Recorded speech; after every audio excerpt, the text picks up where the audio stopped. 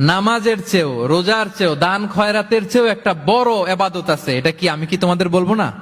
সাহাবারা তো অবাক, নামাজের চেয়েও বড় ইবাদত, রোজার চেয়েও বড়, দানের চেয়েও বড়। ক্বালু বালা ইয়া রাসূলুল্লাহ।